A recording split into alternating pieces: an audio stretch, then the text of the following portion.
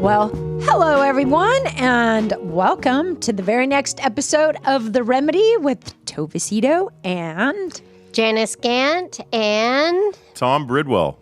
yay! what's up, people? Howdy. Nada.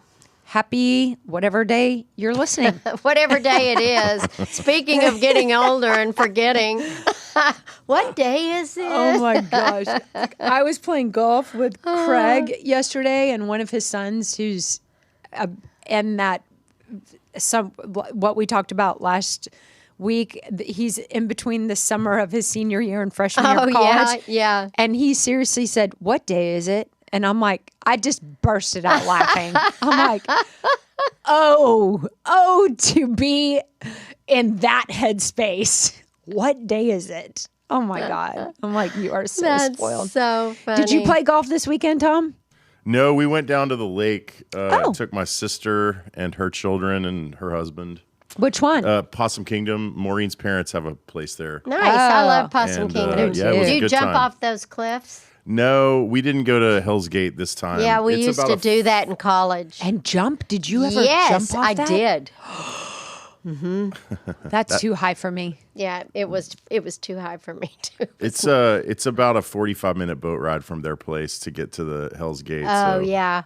we don't always make that trek. Yeah. It's so pretty. Good. After your experience on the yacht, Oh my God. I had so many people giggle about that to me, Tom. you may never jump off anything again Yeah. except your bed. I'm still feeling the soreness. Are you but- really? Yes, but I your did. I went to the tailbone? doctor. Oh, Last yeah. week. You went last Monday. What did he say? Yeah, he said it's not broken, but it could take 5 weeks before I don't feel it. And I'm So you're in in the middle what, of my 4 third. or third? Okay. I guess I'm technically about to start my 4th week. Oh. But like the ride home from Possum Kingdom yesterday, I definitely was a little uncomfortable. But Yeah, I'll the bet. chair I'm sitting in now has got a mesh bottom, so it's very nice. I thought you were You going to need say one of I need to those. bring this chair You with need me a everywhere. potty chair, but you A don't have to donut. have a potty. Yeah. Just the chair with the hole in Yeah, it. you're right. I Like a should. donut. A donut. Well, yeah, but don't you know those chairs after you've had a baby, you can go sit. Sometimes they'll put the chair in there and there's a hole in it, and then there's a little tank that you pull out. And that I know what you're talking about. I you don't look know. like that expression is exactly what Buddy does to me. Oh, that is my so- dog. Her dog. That's amazing. That is like when I say, Buddy, go eat your breakfast, or Buddy, pick up the pink squeaky toy. And he turns his head to the swivels side and his he head. looks very confused. That's exactly what you did. Because I am confused. I don't You've remember never having seen that potty. that? No. Oh, okay. Well, No, but I trust you. I trust you. Okay, we need to thank our sponsor. It's the same one as last week. It's a woman and her sister-in-law who would like to remain anonymous. so kind of you, very Anonymous. sweet. Thank you. We appreciate Thank it you. so much. Heck yeah, we appreciate it so Yep. much, especially when I got that big Venmo request from you, Tom, the other Yeah, day. we probably shouldn't let him go that long. He had him going for a while, and I was like, oh boy, that's kind of a chunk. It's fine. You're worth it. You Good are thing worth you're worth it. it. Thank you. Yeah, everybody that listens. So Tom and I are in the process of recording Prince Charming is Dead or in Rehab for an Audible book. And so I had to give him some money for that. And I was like, man, Stop doing accounting, Tom. worth every penny, Tom. All right, I'm glad. I'm Yes. sure my clients get fussy when I do my accounting too. I'm like, closing out the week. Can you fulfill my request, please? Otherwise, I'll forget. I know. grief. I know. Okay, today I read this on Instagram, and this is so interesting that I read this on Instagram this morning, and then I was thinking about us recording about this today, and I had a thought about my mom, and how old she was when she passed away. So my mom was my sister and I, my older sister and I, Yeah. were only 11 months apart. So she just had her birthday, and so we were the same age for a month. Oh, And so I just turned 52. She just turned 53. And that's how old my mom was when she passed away. oh my God. And I said to my sissy, I was like, does it feel weird being the age that mom was when she Yeah. passed away? And I mean, my mom was sick for a long time. She was. But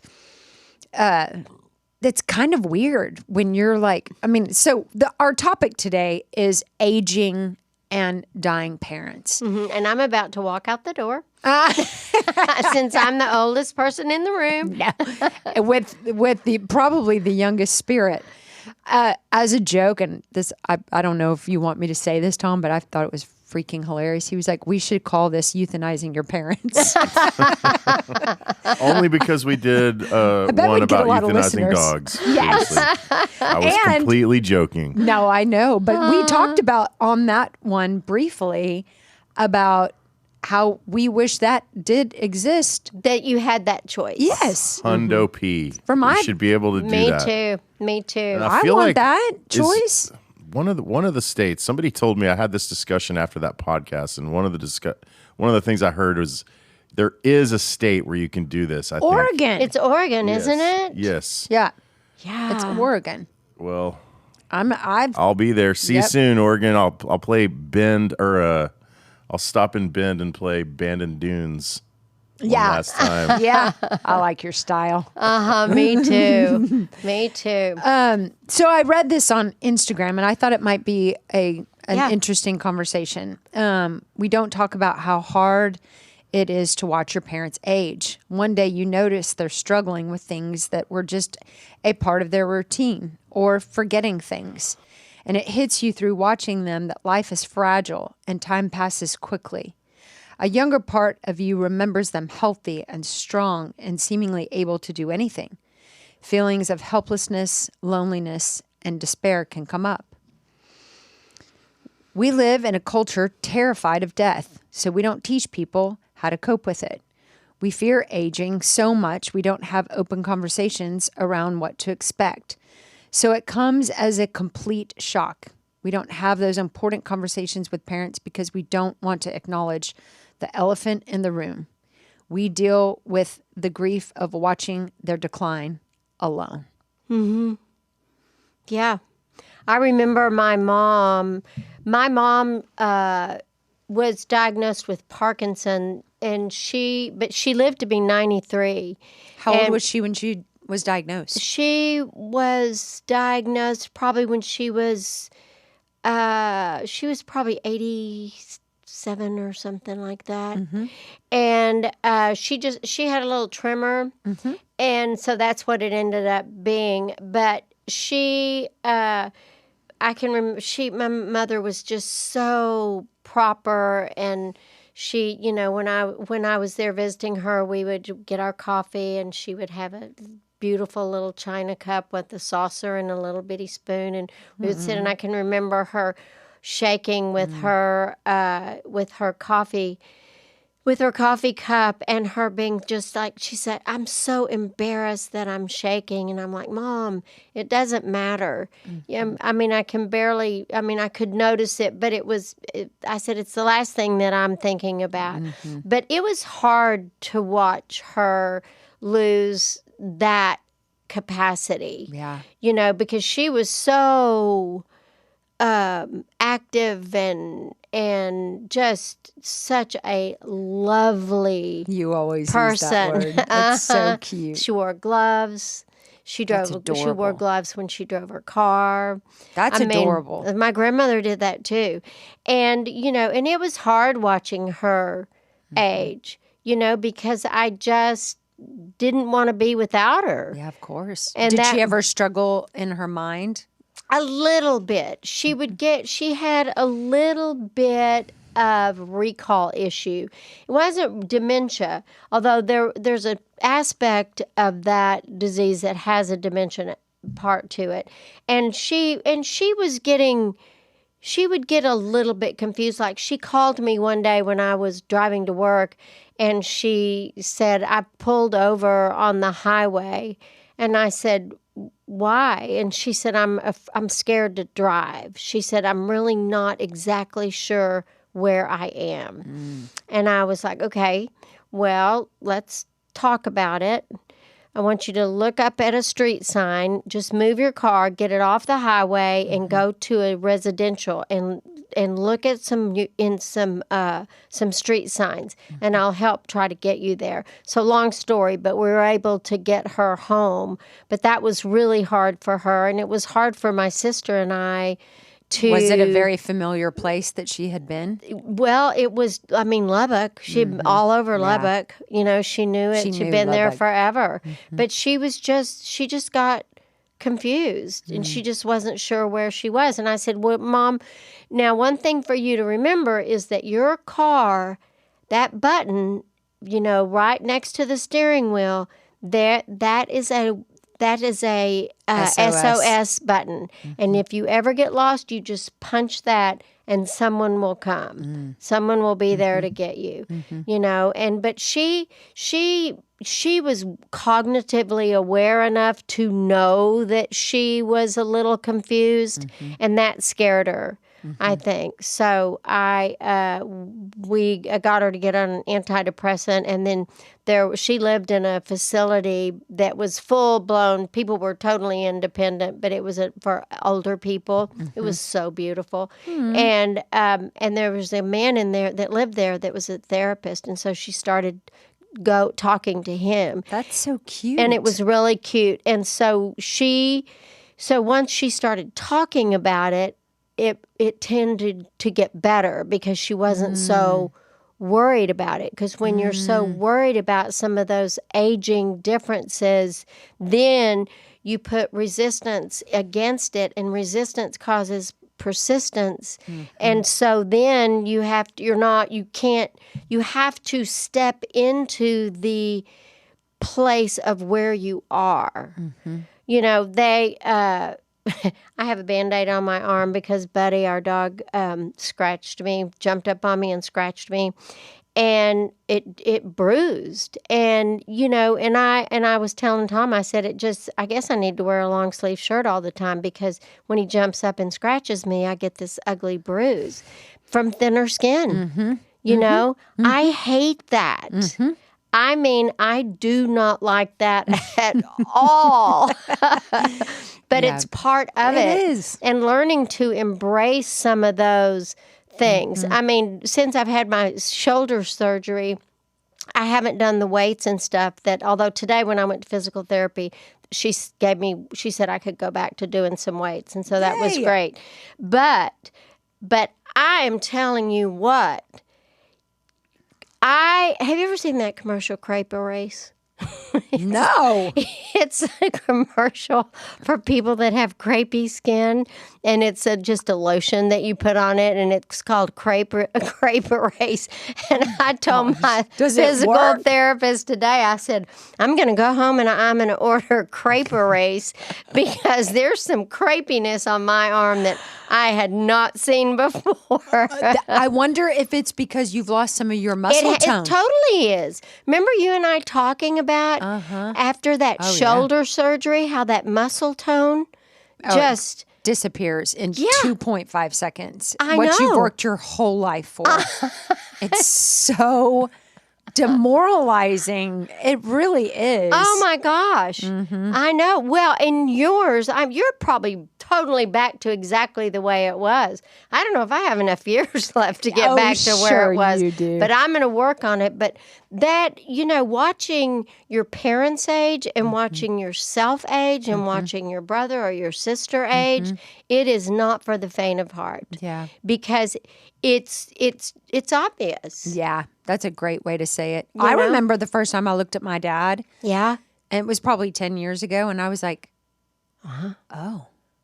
you're kind of getting old. like, and I remember calling my brother and I was like, does Dad look old to you? You know? And I hope he doesn't listen to this, but I just remember he just looked old, and Yeah.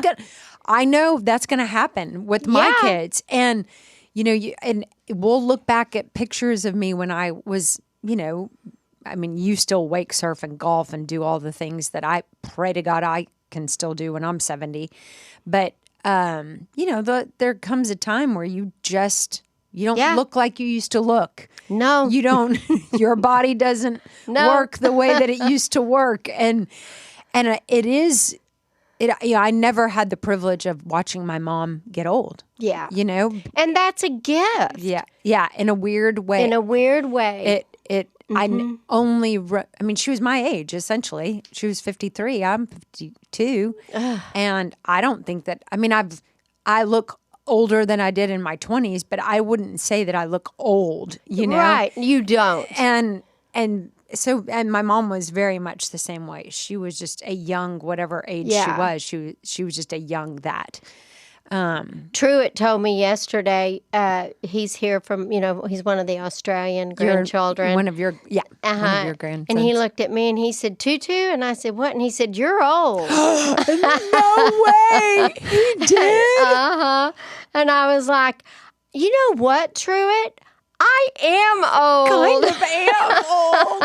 No, God. It was so funny. It was really hilarious. funny. And all I could do was just laugh about it because it's true. Well, we're all aging. We are aging. And being able to wrap your brain around it and being able to make adaptations to what your expectations are of yourself and just leaning into it and being the thing that helps me the most as far as I can remember when my mother was getting, when she was 93, I remember being so grateful that she was 93.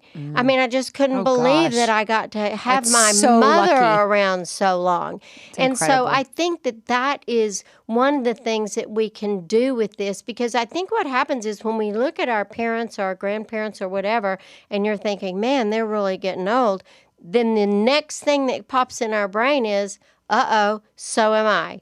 Because I'm getting older in proportionate to their getting older. Of course. And so then we have to be careful about losing our appreciation for life and being aging and being grateful. Yes. I went to lunch with one of my girlfriends last week, and she had this cute little top on. Her arms were showing. I was like, and I looked at her arms. I was like, your arms look really good. And she was like, oh, and she started talking about the crepey. She was like, oh, they're just da-da-da. And I said, who cares? I said, you're 54. Who cares? Like, we're supposed to, it's just, I love that perspective, Janice, because you really can look at it one way or the other. You can. And you are the one that has to choose that. Yes. We can either be aging, or we can be one of the lucky ones that's still here breathing and aging. Yeah. I that's something that I just really appreciate about my accident. Yes. And I know you're going through it too with your shoulder. And when you whether it's age or a surgery or an accident or something that sets you back a little bit, and you cannot do the things that you love to do. Like right now, you can't golf and you can't water ski. But next summer I will. Heck yeah. But it just, and losing so much of that after my accident for a while and now having it back, it's like, I can't do the things that I used to do in yoga. I can't. I don't know if I ever will be able to. I don't know. And frankly, I don't care.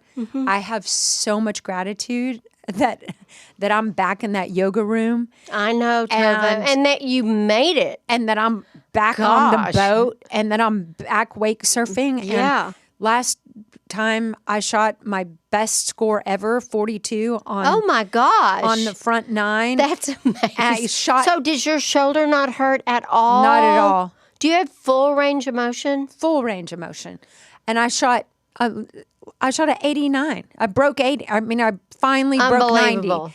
And so good. So it's not going to be perfect, but there's these strange things that happen along the way that kind of give you this great perspective of, God, it may not be what it was, but thank God I have some degree of it, you know? Yeah. And you'll feel, I mean, the next time you get on that boat next summer and you get behind the boat and Tom takes off, and I mean, I think that'll be emotional for you. It will be. It really will. Because of the gratitude you have in it. So, Tom, have you experienced any of this with your parents? I was just going to ask you this, Tom, since you had been on this trip with your parents. Are they healthy? And actually, okay, so I have a stepmother who is 8 years younger than my dad. My dad is 71. And my dad he was a good exerciser, so he's in great shape. And my mom is in even better shape. Wow. Or my stepmother, but she's my mom. Anyway, they're in great shape. The only thing that if I was going to nitpick their behavior, it would or their aging things, I guess I would just say my dad is getting forgetful. But it's not on stuff that is like life or death. I mean, I don't think he's like in danger, like we're ready to take the keys away or anything like that. But yes, he's a little forgetful on certain things. You know, so that is, I've noticed that a little bit about myself. And one of the things that I, like Tom will have told me something, and then I'll ask him a question, and he'll be like, do you not remember me telling you that? And I'm like, not really. And he made a point to me. He said, you know what? I don't think it's that you're forgetting. I just think you don't listen.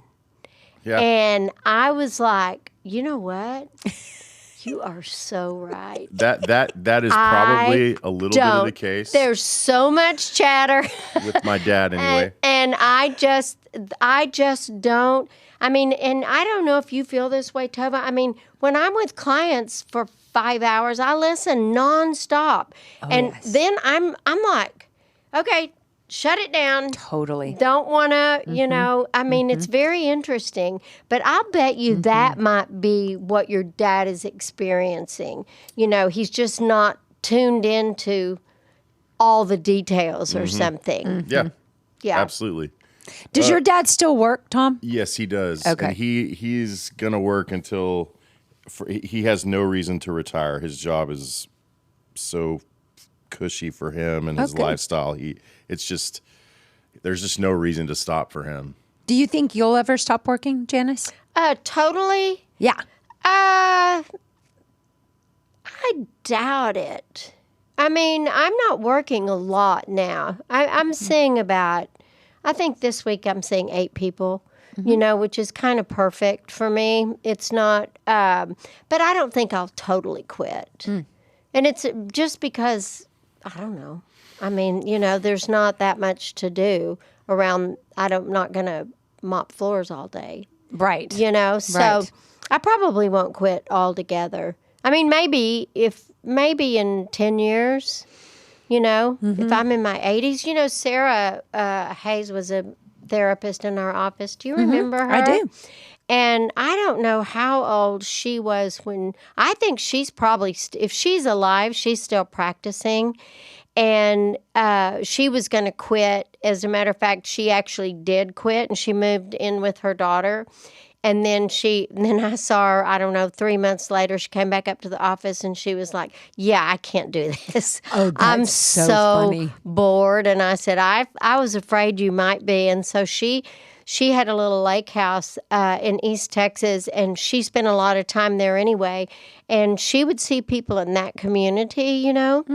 And so, you know, I think I'll do this I don't want to work full time because I want to go to those basketball games and all of that stuff. I really do. And so, but yeah, I'll probably see a few people, which is great. Yeah. So before your mom passed away, did she die suddenly, or was she dying for a while? Well, I hope that's an okay question. Of course, it's an okay question. She did not die suddenly. Her Parkinson's, she started having some mental things around the Parkinson's. Like they found her, she had walked out the door of their little residence thing and she was sitting on the curb. So she got real disoriented. And then her Parkinson's just really took off. And so she was pretty sick for probably a month. And then... Where she was dying. She was, And did she know she was dying? I don't think so. I don't know. I don't know. She always recognized me when I would go in there. But she was very interesting because one day I said, Mom, she and my dad were so close. And I said, do you ever feel Dad's spirit? And she said, yeah, he comes to see me in the night. Oh, that and I'm gives like, me chills all over my body. That is the sweetest thing to And I was like, okay, that's good. He's going to be there. Cry. I know. So it was sweet. so sweet. But she started with Parkinson's, there's a dementia part to that.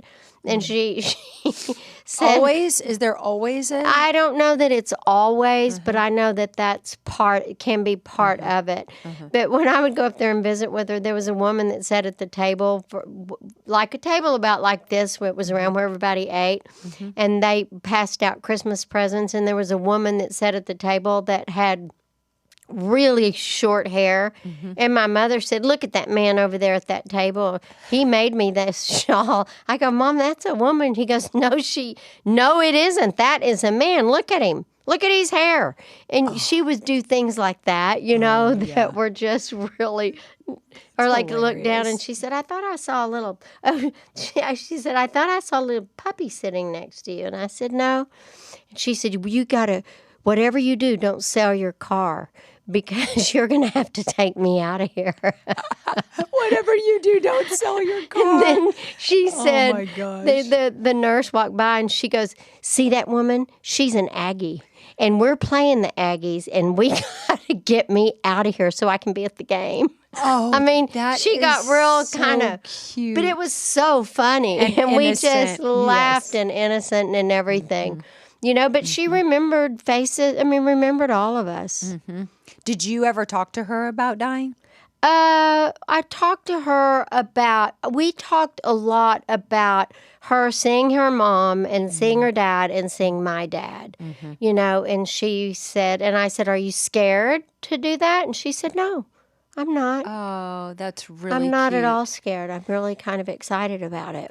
I wonder if that's how most people, as they're nearing death, like, I think if I was diagnosed with a terminal illness, I would not be afraid. I don't think I would be afraid. Yeah, I don't think I would be either. Who knows how I would really feel, but I don't think I would be afraid. I'm not afraid. I'm not afraid of the actual dying. Yeah, me neither.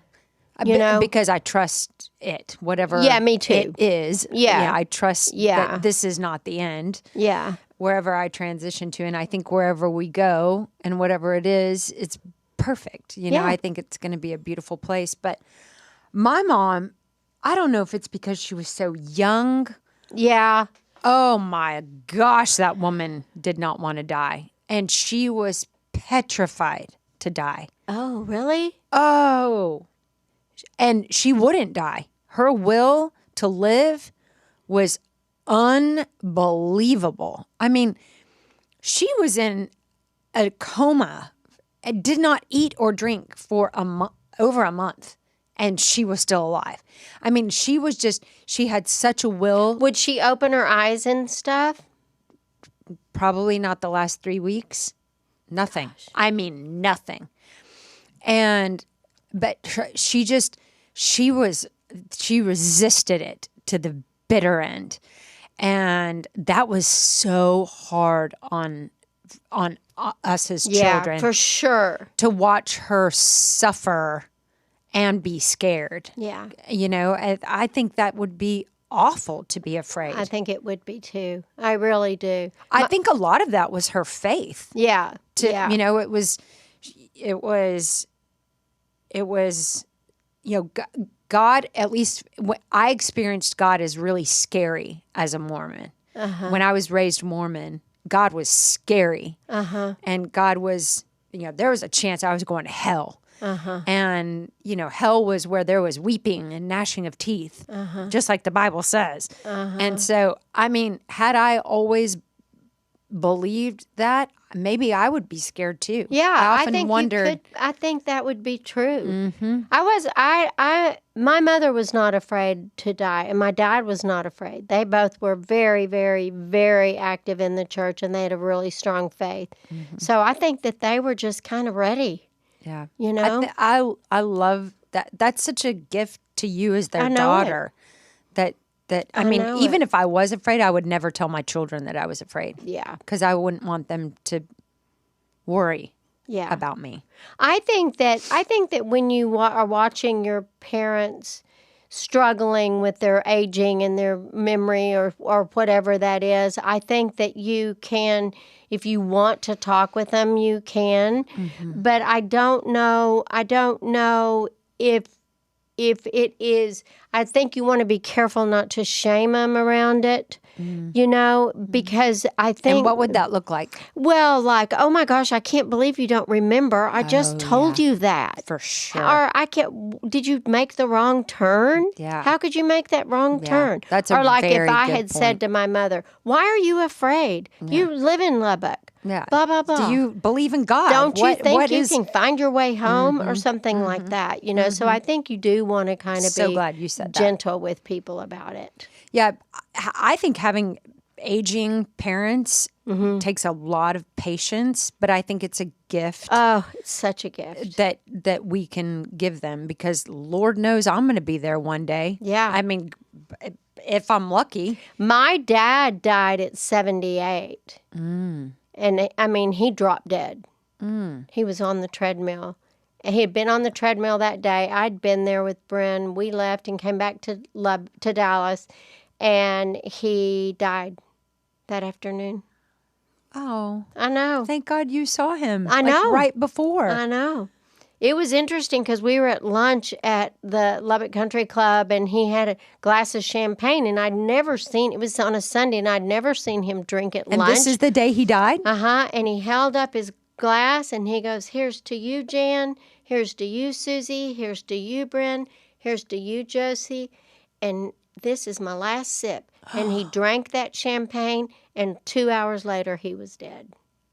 I have chills all over my body. He knew. He totally knew. Yeah, That's precious, Jan. I know. Oh my gosh, that's adorable. He was such an amazing man. You know, my dad's dad, his favorite thing was coconut cream pie, homemade coconut cream pie that his wife made.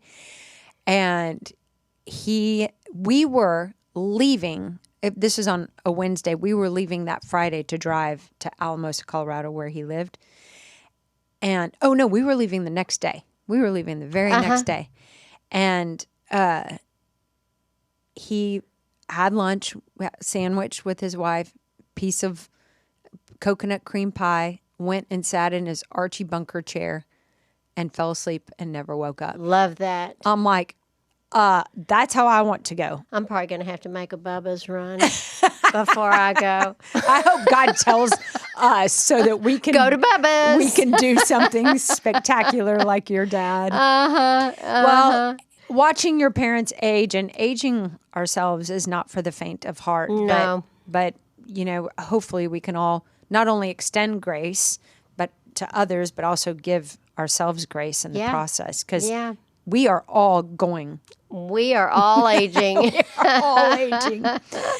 Hope this was helpful to all of you, and we hope you have an amazing week. Thanks so much for listening. Thank you.